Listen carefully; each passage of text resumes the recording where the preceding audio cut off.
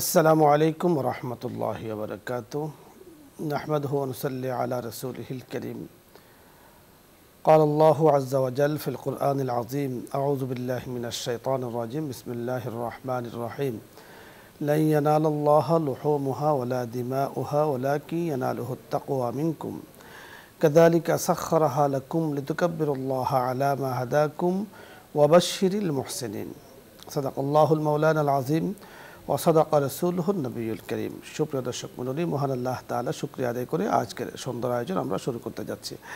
আপনাদের সকলকে ধন্যবাদ জানাচ্ছি। আজকের সুন্দর আয়োজনে শেষ পর্যন্ত থাকার আমন্ত্রণ জানাচ্ছি। আল্লাহ রাব্বি করিম পবিত্র কোরআনে হাকিমে আমাদেরকে জানিয়ে দিয়েছেন, মহান রাব্বি করিম ইরশাদ করেন যে আল্লাহ তাআলার কাছে মানুষের কোরবানির গোশত, রশি, মাংস ইত্যাদি রক্ত কিছুই পৌঁছে না, আল্লাহ তাআলার কাছে তাকওয়া পৌঁছে। এই কোরবানি আমরা যারা দেশে বাস করছি, আমাদের উপরে আল্লাহ তাআলা যাদের উপরে কোরবানি ফরজ করেছেন, ওয়াজিব করেছেন, তারা তো কোরবানি দিয়ে থাকি। বাট যারা হজে গিয়ে থাকেন তাদেরও কোরবানি দিতে হয়। সেই হজের কোরবানির বিধান কি, কীভাবে দিতে হয়, তাদের উপরে কোরবানি ওয়াজিব, তারা দেশে কোরবানি করবেন কিনা, এই সম্পর্কে আজকে বিস্তারিত আলোচনা করার প্রয়াস পাবো। আলোচনা করার জন্য যিনি আমাদের সাথে আছেন বিশিষ্ট ইসলামী চিন্তাবিদ, মিডিয়া আলোচক শেখ মুফতি মুজিবুর রহমান ফরাজি, খতিব মহাখালী, ছায়ানীর জামে মসজিদ। সাথে আছি আমি আমজাদ হোসেন হেলালি। আসসালামু আলাইকুম। ওয়ালাইকুম আসসালাম ওয়া রাহমাতুল্লাহ। মুফতি সাহেব কেমন আছেন? আলহামদুলিল্লাহ, আপনি কেমন আছেন? জি আলহামদুলিল্লাহ, আল্লাহ তাআলা ভালো রেখেছেন। আজকে জানবো আপনার কাছে যে কোরবানি তো একটি আমরা দেশে দিয়ে থাকি, যাদের উপরে কোরবানি ওয়াজিব তারা কোরবানি নিয়মতান্ত্রিকভাবে দিয়ে থাকেন, কিন্তু হজে যারা যান তারাও কোরবানি সেখানে করে থাকেন। তো হজের কোরবানির নিয়ম পদ্ধতি আজকে আপনার কাছে আমরা শুনবো। জি আলহামদুলিল্লাহ, আসলে হজ যারা করে, হজের ফরজ হলো 3টা আর ওয়াজিব হইল 6টা। ওয়াজিব 6টার মাঝে কুরবানি একটা ওয়াজিব। যেমন মুজদালিফা অবস্থান করবে হাজি সাহেবরা, এটা ওয়াজিব। তারপরের কাজ হইল কুরবানি করা। হ্যাঁ, মুজদালিফার পরে কাজ হইল নিক্ষেপ করা, পাথর নিক্ষেপ করা 3 দিন। তারপর 3য় নাম্বার ওয়াজিব হলো কুরবানি করা। কুরবানি যতক্ষণ না করবে, অর্থাৎ মুজদালিফায় অবস্থান করবে, এরপরে জামারাতে এসে পাথর নিক্ষেপ করবে শয়তানকে, এরপরে কুরবানি করবে। ওই দিনে 10 তারিখে ওই দিনে কুরবানি করবে। হ্যাঁ, কুরবানি করবে। কুরবানির যতক্ষণ পর্যন্ত সে নিশ্চিত না হবে যে আমার কুরবানি হয়েছে, কারণ এখন তো অবস্থা এমন যে নিজে কুরবানি করতে চাইলেই করতে পারে না। ব্যাংকের মাধ্যমে দেয় অথবা আত্মীয় স্বজনের মাধ্যমে, কেউ যদি ওইখানে থাকে এর মাধ্যমে দেয়। তো ফোনে অথবা যেভাবে হোক সে নিশ্চিত হবে যে আমার কুরবানি হয়েছে, তারপরে ওই ব্যক্তি হালাল হইতে পারবে। হালাল হওয়া মানে ওই যে মাথা মুন্ডানো, তারপর অন্য কাজগুলি। তো কোনো ব্যক্তির হজ আদায় হওয়ার জন্য যে 6টা যে ওয়াজিব, এর মধ্যে একটা ওয়াজিব হলো কুরবানি করা। কোনো ব্যক্তি চাইলো যে আমি কুরবানি করব না, তাহলে ওই ব্যক্তির হজ হবে না। এই জন্য কুরবানিটা ওয়াজিব ওই ব্যক্তির জন্য, হজকারীর জন্য, যে ব্যক্তি হজ করবে। এখন প্রশ্ন হলো যে সে ওইখানে কুরবানি দিবে না দেশে দিবে? হ্যাঁ, দেশে দিলে কোরবানি, ওখানে দিলে দেশে দেওয়া লাগবে কিনা? হ্যাঁ, দেশে দেওয়া। হ্যাঁ, যারা হজ করবে তাদের জন্য ওইখানে দেওয়াটা জরুরি। ওই হজের যে ওয়াজিব কুরবানিটা আদায় করা। তারপর দেশের ব্যাপারে ওলামায়ে কেরামের কিছু মত আছে। কেউ বলছে যে দেশে যেহেতু দিয়ে আসছে দিবে, কেউ বলে যে না দিলেও চলবে না। এরকম আসলে মুফতি সাহেব বিষয়টি হলো, দেশের যে কোরবানি আর হজের কোরবানি দুটো আসলে দুই ধরনের, দুটোর বিধান দুইটা। একটা হলো হজের কারণে ওয়াজিব, আর একটা হলো দেশে তার উপরে নেশাব পরিমাণ মাল আল্লাহ তাআলা দিয়েছেন, এই জন্য ওয়াজিব করেছেন। তো হজের যেটা কোরবানিটা, সেটাকে বলা হয় দমে শকর। দমে শকর এটা হজের সাথে সীমাবদ্ধ। বিশেষ করে হজ্জে তামাত্তু যারা করে থাকেন তাদের জন্য তো প্রথমে ওমরা করে, পরে হজের এহরাম বাঁধে, এহরাম বাঁধার পরে কোরবানির পরে তারা হালাল হয়ে যায়। ওইটা সম্পূর্ণ হজের সাথে সম্পৃক্ত। আর দেশের যে কোরবানি, এটা হলো ওয়াজিব, যার উপরে হবে তাকে তো কোরবানি দিতে হবে, তাকে কোরবানি দেওয়া লাগবে। এখানে মুফতিয়ানে কেরামের একটি মাসআলা আছে যে তিনি যেহেতু মুসাফির, সফরে আছেন, তো মুসাফিরের উপর তো কোরবানি ওয়াজিব না, এই ধরনের কেউ কেউ কথা বলে থাকেন। যেটা বলেছেন একেবারে মানে অবান্তর বলেননি, এ ধরনের মতো পাওয়া যায় যে মুসাফিরের উপরে তো কোরবানি ওয়াজিব নয়, তো সেক্ষেত্রে দেশে উনি কোরবানি না দিলেও চলবে। কেউ কই কথা বলেছেন, আসলে জমহুর অর্থাৎ অনেক ওলামাই কেরামের যে মাসআলা সেটা হলো নেশাব পরিমাণ মালের মালিক যিনি হবেন তিনি হজে কোরবানি দিবেন, হজের কোরবানি দেশে কোরবানি দিবেন, ওনার উপরে যা ওয়াজিব হয়েছে তা নেশাবের মালিক হয়েছেন। আরেকটি বিষয় হলো যে এই যে কোরবানির যে বিষয়টি আপনি আলোচনা করেছেন, যে কোরবানির বিভিন্ন পদ্ধতি আমরা সেখানে দেখতে পাই, যেমন মুআল্লিম হজ যিনি আছেন উনি টাকাগুলো নিয়ে নেন বা ওনার কাছে সকলে টাকা জমা দিয়ে দেয়, অথবা সেখানে ব্যাংক আছে, ব্যাংকিং ব্যবস্থা আছে, ব্যাংকে টাকা জমা দেওয়ার একটা পদ্ধতি আছে। আসলে সর্বোত্তম পদ্ধতি কোনটি? আবার একটি আছে যে আমি নিজে গিয়ে কোরবানি করব, সেখানে ক্রয় করব, দেখে শুনে কোরবানি করব। এই তিনটা সুরতের মধ্যে আসলে মানে উত্তম সুরত কোনটি? উত্তম সুরত তো নিজে যেয়ে কুরবানি করতে পারলে, কিন্তু অবস্থাটা এমন যে নিজে চাইলে কি করা যায় ওটা অনেক কঠিন। আমি একবার এমন করছিলাম, কিন্তু অনেক কঠিন ব্যাপার। হ্যাঁ, ওইখানে কারো কারো আত্মীয় স্বজন থাকে, যদি তাদের মাধ্যমে দিতে পারে এটাও ভালো। আমাদের কাফেলাতে এমন হয়েছিল যে একজনের ভাই বেড়াদার ওইখান থাকে, এরা আসছে, তো এদেরকে বলছে কুরবানি দিয়ে দাও, তারা কুরবানি করছে, পরে আবার রাত্রে গোস্ত পাক করে নিয়ে আসছে, এটাও করা যায়। আর জায়গায় জায়গায় বুথ আছে ব্যাংকের, ওনারা আহ্বান করতেছে যে এখানে আপনারা কুরবানি দেন, কুরবানি দেন, তো ওনারা আবার নাম্বার দিয়ে দেয় যে আপনি ফোন দিয়ে জানবেন, বলে দেয় যে এতটা বাজে আপনার কুরবানি শেষ, এতটা, তো ফোন দিয়ে জানার জন্য। ফোন দিয়ে যদি জানা যায় যে এতটা বাজে শেষ হয়, তারপরে সে হালাল হবে। তবে উত্তম নিজের হাতে দিতে পারলে। আপনি সুন্দর বলছিলেন। দর্শক মণ্ডলী, হজের কোরবানি নিয়ে আমরা কথা বলছিলাম, অনেকগুলো মাসআলা এখানে রয়েছে। তো নিজের কোরবানি নিজে দেয়া এটা হলো উত্তম, সম্ভব হলে নিজের কোরবানির যে জবাইটা নিজে হাতে করা সেটা উত্তম। তো সেক্ষেত্রে কোরবানির যে সিস্টেম রয়েছে যে একটি দুম্বা হতে পারে, একজনের পক্ষ থেকে একটি দুম্বা হতে পারে, অথবা ওট সেখানে কোরবানি দেওয়া হয়। একে ওটে 7 শরিকের কিন্তু সিস্টেম রয়েছে, 7 শরিক সেখানে কোরবানি দেওয়া। তো সেক্ষেত্রে নিজেরটা নিজে দেওয়া এর থেকে উত্তম আর কিছু হতে পারে না। এরপরে আপনার যেখানে আস্থা হয়, নিজের আস্থার উপর অনেক কিছু কিন্তু নির্ভর করে। আপনার যেখানে আস্থা হয় আপনি সেই আস্থার উপরে ভিত্তি করেই আপনি এই ওয়াজিব কাজটি সমাধান করবেন। মনে রাখতে হবে যে হজের মধ্যে কোরবানি অত্যন্ত গুরুত্বপূর্ণ অধ্যায়, ঐচ্ছিক কোনো কিছু নয়, ওয়াজিব বিষয়। এজন্য হজের মধ্যে কোনো কারণে কোনো ব্যক্তি যদি বলক্রমে ওয়াজিব তরক করে তাকে পুনরায় আবার দম দিতে হয়, আর দম মানে হলো আবারও তাকে কোরবানি করতে হয়, তো জরিমানা হিসেবে। তো এই জন্য কোরবানি অত্যন্ত গুরুত্বপূর্ণ বিষয়, ঐচ্ছিক কোনো বিষয় নয়, যেহেতু একে হালকা করে দেখার কোনো বিষয় নেই। আমি নিজেরটা নিজে দেবো অথবা আস্থাভাজন কাউকে দিয়ে করাবো, যেন কোরবানিটা হয়ে যায়। আল্লাহ রাব্বুল কারীম আমাদেরকে হজের বিধানগুলো যথা নিয়মে আদায় করার তৌফিক দান করেন। আলোচ্য বিষয় নিয়ে বা হজের সাথে সম্পৃক্ত, কোরবানির সাথে সম্পৃক্ত কোনো মাসলা মাসাইল যদি আপনার জানার প্রয়োজন হয় আপনি প্রশ্ন করতে পারেন। তবে এখানে একটি বিষয় আপনাকে খেয়াল রাখতে হবে যে হজের যে 6টি ওয়াজিব, এই 6টি ওয়াজিব ভালো করে আমাদের মুখস্থ রাখতে হবে এবং 3টি ফরজ ভালো করে মনে রাখতে হবে, যাতে কোনোভাবে ফরজও না ছোটে, কোনোভাবে ওয়াজিবও না ছোটে। ফরজ ছুটলে তো হজই হবে না। এজন্য এহরাম বাঁধতে হবে, তারপরে আরাফার ময়দানে অবস্থান করতে হবে, তওয়াফে জিয়ারা। এই 3টি হলো হজের খুব গুরুত্বপূর্ণ ফরজ, এজন্য এগুলোকে খুব ভালোভাবে ইয়াদ রাখতে হবে। ধন্যবাদ।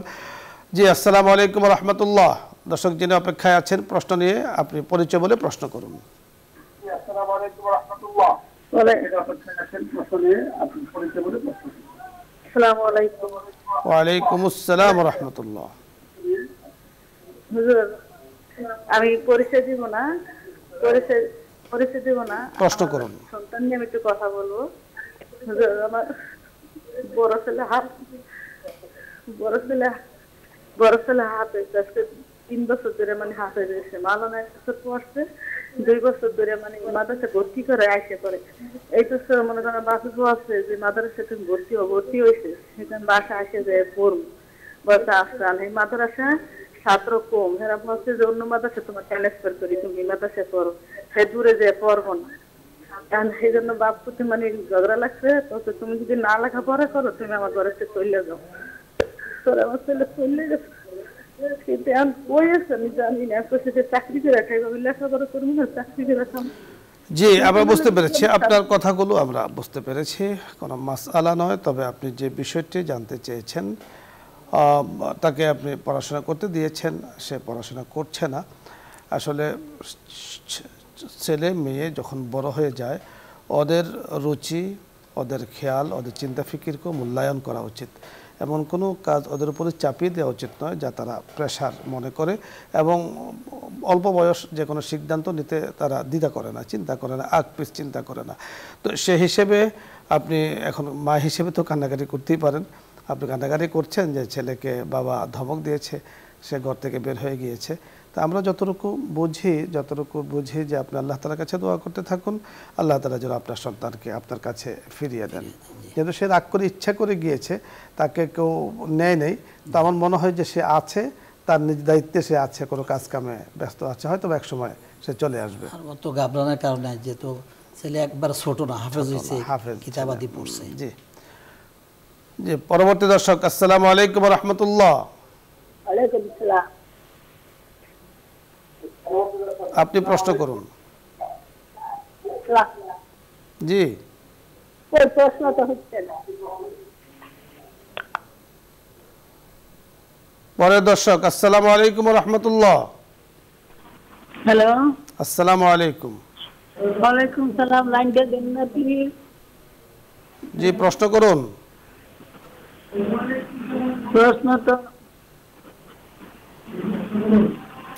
জি, আমার প্রশ্ন হইল,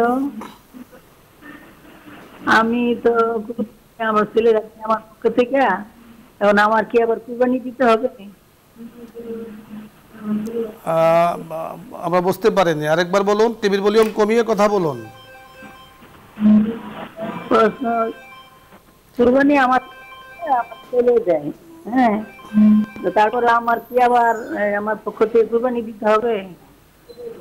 কোরবানি আপনার ছেলে দেয়, এখন আপনাকে কোরবানি দিতে হবে কিনা আমরা যতটুকু বুঝতে পেরেছেন।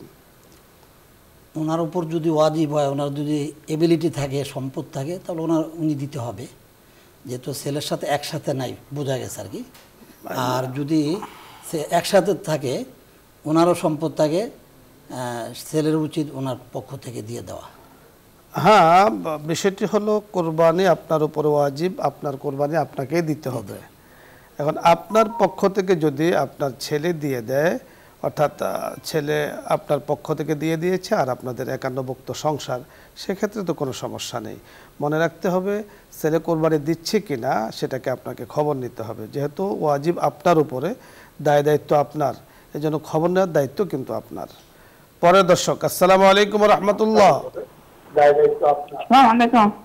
ওয়ালাইকুম আসসালাম। আমি তো প্রশ্ন শুনতে চাই, এটা তো শুনতে পারে না। ওই যে আপনারা কিভাবে টিভিতে শোনান, আমার প্রশ্নটা একটু দিবেন যে নামাজে আমরা দাঁড়াই তখন মনটা অন্যদিকে যায় কেন? আর একটা হলো যে মারা গেলে স্বামী, মা বাবা ছেলে, সন্তান কেউ কাউকে নাকি দেখা হবে না। ওই দুটো একটু বলবেন তোমারে। জি, দ্বিতীয় প্রশ্নটি খুব একটা বুঝতে পারিনি, প্রথম প্রশ্নটি আমরা কিছুটা বুঝতে পেরেছি। আপনি শুনতে থাকুন, আমরা কথা বলছি। নামাজে মন আসার জন্য বুজুর্গদের কিছু আমল আছে, যেমন অজু করার সময়ে নামাজের দিকে ওইভাবে অজু করবে যে আমি নামাজে যাইতেছি। আর যখন নামাজ দাঁড়াবে, শুরু থেকে এমন একটা ভয় কাজ করতে হবে যে আমার সামনে আল্লাহ তাআলা আছে, পিছনে মালাকুল মউত আছে, ডান দিকে জান্নাত, বাম দিকে জাহান্নাম, আমি দাঁড়িয়েছি ফুলচেরাতের উপর। এমন একটা ভয় নিয়ে যখন নামাজে দাঁড়াবে, তখন এমনিতে নামাজে মনোযোগ আসবে। আপনি সুন্দর বলেছেন, আসসালাতু বাইনাল খাউফি ওয়ার রাজা, ভয় এবং আশা নিয়ে আপনি নামাজে দাঁড়াবেন। ভয় হলো আল্লাহ পাকের ভয়, আশা হলো জান্নাতে যাওয়ার আশা। এই যে বড় বড় দুটো বিষয়কে আপনি সামনে রেখে যখন নামাজে দাঁড়াচ্ছেন, তারপরেও যদি মন এদিক সেদিক চলে যায়, মনকে যথাসম্ভব দফা করা, প্রতিহত করে রাখা, কিন্তু নামাজকে ছাড়া যাবে না। এবং আপনি খুব ধ্যান ও খেয়ালের সাথে নামাজ পড়তে থাকুন। 1 সপ্তাহ 15 দিন পরে দেখা যাবে যে এই ভাবটা আর আসবে না। আল্লাহ চাহে তো আপনার নামাজের মধ্যে আল্লাহ তাআলা মনকে বসিয়ে দিবেন। এই জন্য বলা হয়েছে আল্লাযীনা হুম আনিল লাগবি মুরিদুন আল্লাযীনা হুম লিযাকাতি ফাইলুন। এখানে মুমিনদের গুণাগুণের কথা বলা হয়েছে এবং মুমিনদের সবচেয়ে বড় একটি গুণ হলো যারা আলা সালাতিহিম খাশিউন, যারা নামাজ পড়ে খুব বিনয়ের সাথে নামাজ পড়ে, নিজের মধ্যে বিনয় ভাবটা নিয়ে আসা, এটা অনেক বড় গুণ। পরে দর্শক, আসসালামু আলাইকুম ওয়া রাহমাতুল্লাহ।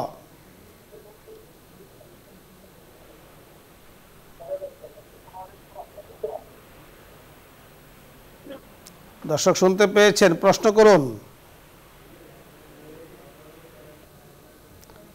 পরে দর্শক, আসসালামু আলাইকুম। ওয়ালাইকুম সালাম। জি, প্রশ্ন আমি করুন। নওয়াজ সদর থেকে বলছি। জি বলুন। ওয়ালাইকুম সালাম। টিভির ভলিউম আমি কমিয়ে কথা নওয়াজ বলুন। সদর। আমার স্বামীর আতিকা হয়নি, কুরবানি কি জায়েজ হবে? ধন্যবাদ।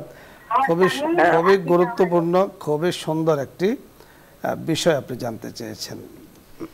এখন পারলে দিবে, না দিতে হলেও তেমন একটা অসুবিধা নেই, যেহেতু সুন্নত যখন ছিল এটা দেরি হওয়াতে অনেকটা শিথিল হয়ে গেছে।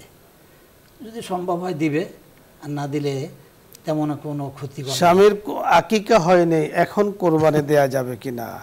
আপনার স্বামীর আকিকা তো স্বামীর মা বাবা ওনাদের উপরে মোস্তাহাব ছিল, তো ওনারা সেটা দেননি।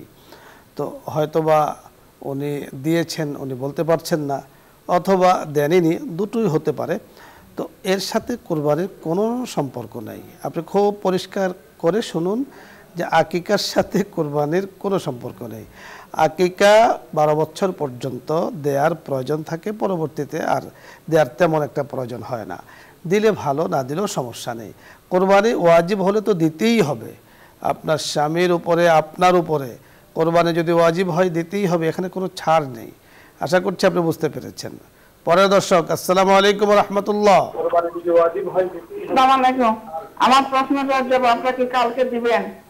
বলুন, জি প্রশ্ন বলুন। জি, প্রশ্ন জবাব হইল আপনার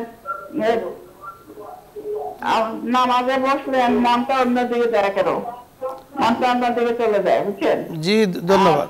মৃত্যুর আমরা তো এই কথা বলেছি, আপনি হয়তো খেয়াল করেননি।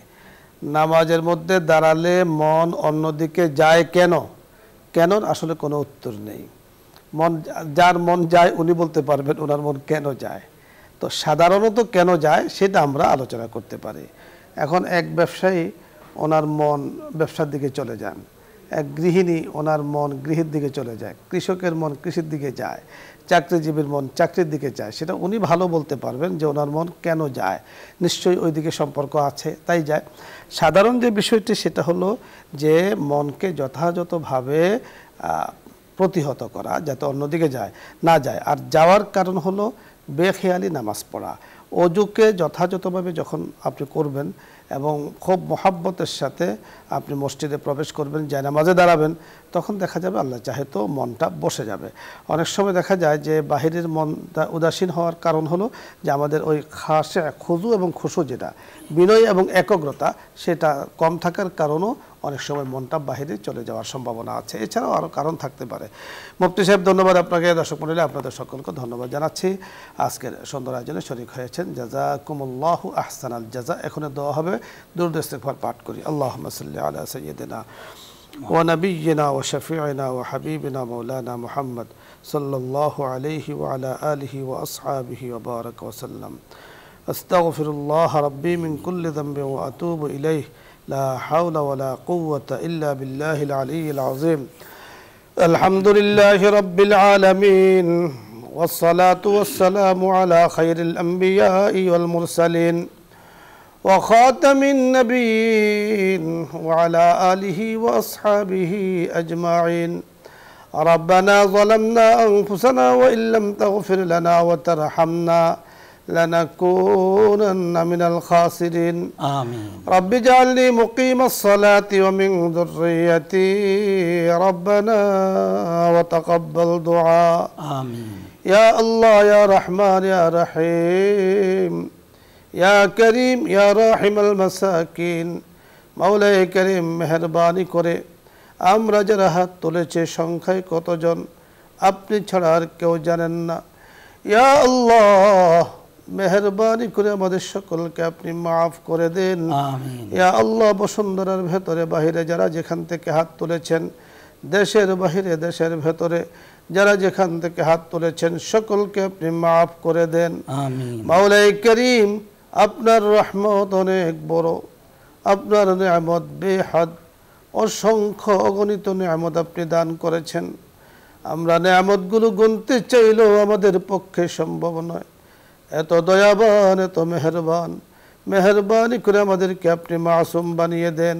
আমিন। ইয়া করিম, গুনাহ করে বান্দা স্বীকার করলে আপনি বড় খুশি হন। আমরা বহু বছর ধরে গুনাহ করেছি, আর গুনাহ করব না। মেহেরবানি করে আমাদেরকে আপনি মাফ করে দেন।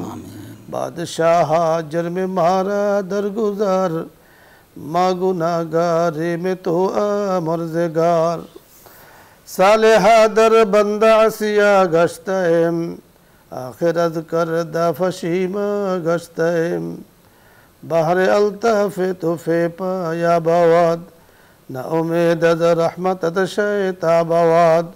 ইয়া আল্লাহ, ইয়া করিম, যেই প্রোগ্রামে বসে হাত তুলেছে নিউজ 24, মাওলাই করিম ইসলাম আমরা বসুন্ধরা পরিবারের সাথে আমরা যারা যুক্ত আছে, চেয়ারম্যান মহোদয়কে ইয়া আল্লাহ, পরিবারের সদস্যবৃন্দ যারা আছেন, ইসলাম আমরা সকলকে আপনি মাফ করে দেন।